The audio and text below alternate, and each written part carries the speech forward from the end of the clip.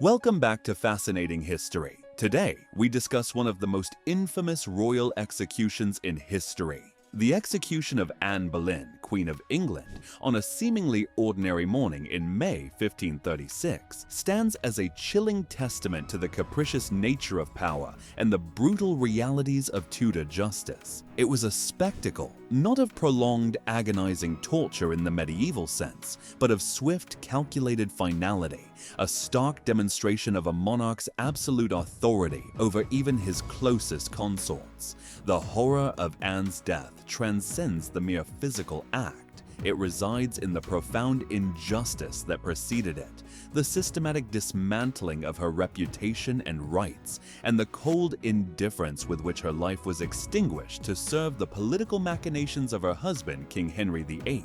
But before we get started, don't forget to like and subscribe to stay up to date on all the latest videos. Now, let's get going. To understand the true horror of Anne's execution, one must delve into the intricate web of events that led to her downfall. It was not a sudden, impulsive act, but rather the culmination of a carefully orchestrated campaign to remove a queen who had fallen out of favor with her king. Henry, driven by his relentless pursuit of a male heir and his growing infatuation with Jane Seymour, one of Anne's own ladies-in-waiting, had become increasingly disillusioned with his second wife.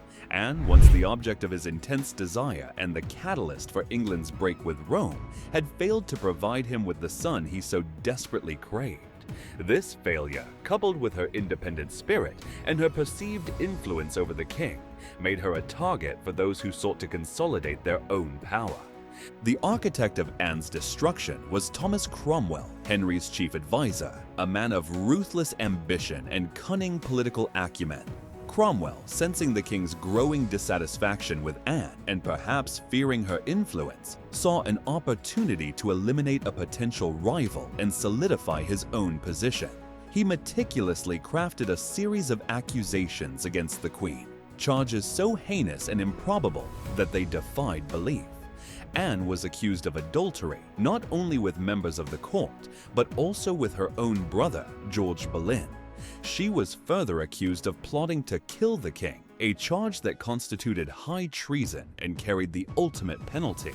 The evidence used to support these accusations was flimsy at best, a patchwork of hearsay, innuendo, and coerced confessions obtained through torture and threats. The investigation was a sham, a predetermined exercise in finding Anne guilty. Those who were implicated alongside her, including her brother and several courtiers, were subjected to brutal interrogations, their wills broken, their words twisted to fit the narrative that Cromwell and the king had constructed. The entire process was a gross violation of justice, a stark reminder of the arbitrary power wielded by the monarchy. Anne's trial was a cruel charade. She was denied the right to a fair defense, to confront her accusers, or to present witnesses on her own behalf. The jury, composed of her enemies and those eager to curry favor with the king, delivered a guilty verdict with shocking speed. The proceedings were a mockery of due process, a chilling demonstration of how easily a queen could be condemned and sentenced to death based on fabricated evidence and political expediency. The very fact that such a trial could take place, that a woman of Anne's stature could be so readily stripped of her rights and dignity, sent shockwaves through the court and beyond. Following her conviction, Anne was imprisoned in the Tower of London, the same fortress where she had once resided in anticipation of her coronation. This dramatic reversal of fortune from queen to condemned prisoner was a profound psychological blow. Stripped of her royal trappings, isolated from her friends and family, and facing the certainty of death, Anne endured a period of intense emotional anguish. The Tower, with its grim history and imposing presence, served as a constant reminder of her impending doom. She was held in relative confinement, her movements restricted, her communication with the outside world severely limited. The physical constraints mirrored her loss of power and freedom, the walls of her prison reflecting the walls that were closing in on her life. The weight of the false accusations pressed heavily upon Anne, She vehemently protested her innocence, decrying the injustice of her situation and lamenting the betrayal of those she had once trusted. The knowledge that she was to die for crimes she did not commit, that her life was to be extinguished based on lies and political maneuvering, must have been a source of immense frustration and despair. She faced the agonizing reality of her impending execution, the fear of the unknown, and the anticipation of a violent death. The psychological torment of knowing that her life was to be taken from her, that she would never see her daughter Elizabeth again, and that her memory would be forever tainted by these false charges, was a burden almost too heavy to bear. The morning of May 19, 1536, dawned with an air of grim finality. Anne Boleyn, the former Queen of England, was led from her prison cell to the execution site on Tower Green.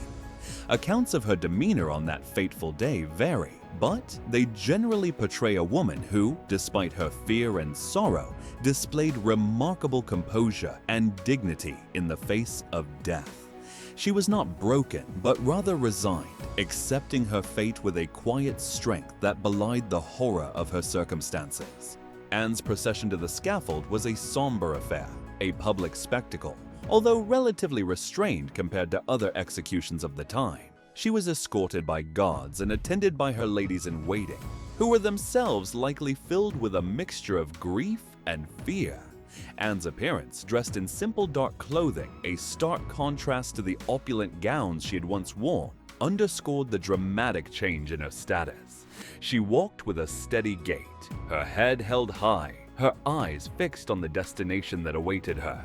Upon reaching the scaffold, Anne addressed the assembled crowd. Her speech, delivered with a clear voice and unwavering composure, was not a fiery condemnation of her accusers, as some might have expected, but rather a carefully crafted statement that acknowledged the king's authority and expressed her willingness to die. She did, however, subtly hint at her innocence, entrusting her soul to God and expressing hope for her daughter's future.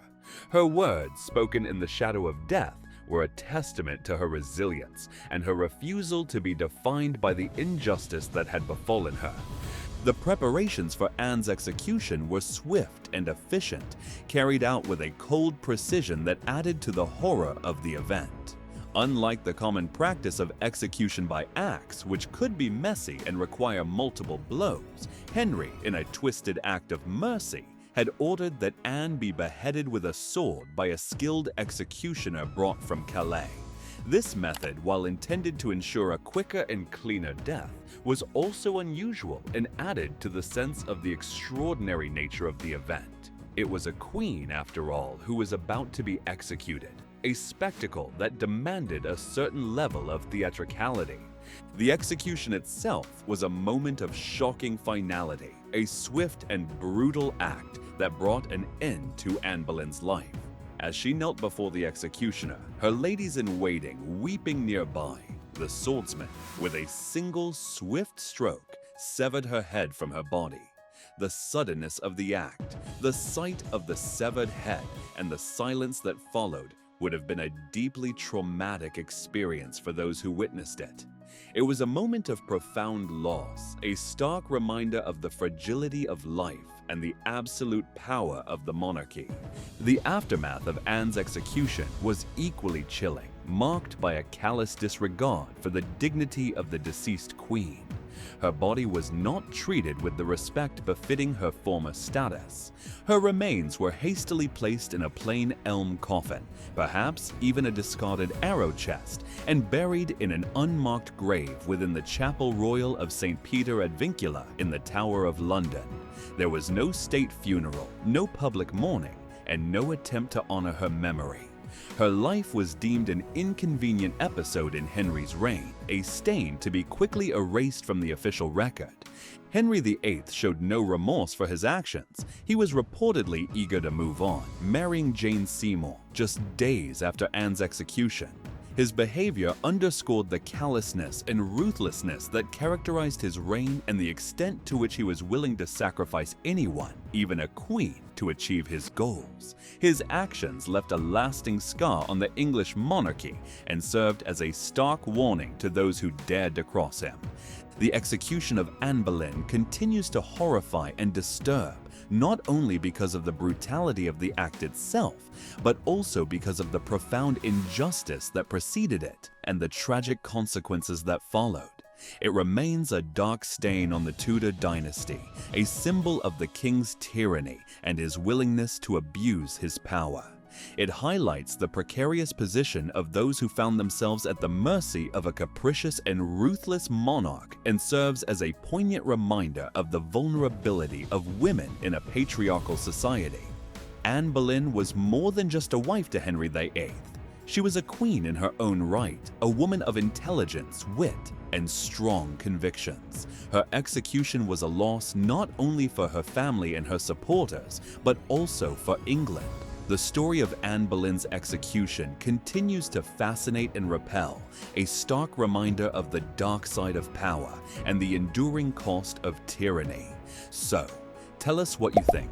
Down in the comments below, don't forget to like and subscribe to stay up to date on the latest content. And as always, see you in the next video.